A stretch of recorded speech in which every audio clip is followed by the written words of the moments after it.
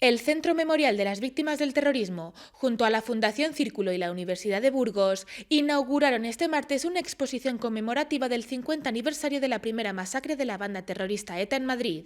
La capital de España fue la ciudad en la que más víctimas mortales registró la organización terrorista y el atentado de la cafetería Rolando fue en el que más personas murieron asesinadas. Muchos recordamos aquel viernes 13 de septiembre de 1974, por eso se cumplen 50 años de este atentado en el que hubo 13 víctimas mortales y más de 70 heridos. Esta exposición y otras muchas lo que pretenden es recordar, que tengamos memoria de lo que aconteció, dar también a los jóvenes que no lo conocieron, ni eso, ni otros atentados, una memoria y un recuerdo a esas víctimas.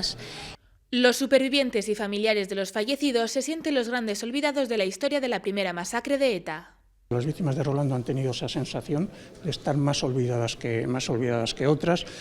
Cuando para preparar esta exposición grabamos testimonios de una quincena de víctimas de aquel atentado y después han venido a las exposiciones que hemos ido haciendo que hemos ido llevando de la muestra a diversas ciudades. Es una satisfacción percibir digamos, la alegría que de alguna manera les produce este reconocimiento, aunque sea con 50 años de retraso. En su memoria, el Centro Memorial de las Víctimas del Terrorismo ha organizado e impulsado la exposición Rolando 215-245, 50 años de la primera masacre de ETA. Rolando 215-245 es una anotación que la policía encontró en la agenda de uno de los etarras, con la franja horaria del mediodía con mayor afluencia de público en la cafetería Rolando.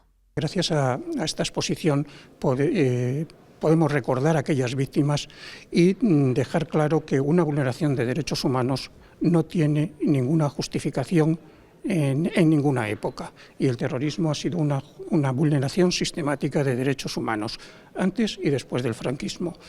ETA, por cierto, cometió el 95% de sus asesinatos después de la muerte de Franco. No hay justificación posible para el terrorismo. La exposición se estructura en 22 paneles con códigos QR que aportan más información, haciendo referencia a los diferentes hitos del atentado y contando también las historias de las 13 víctimas mortales.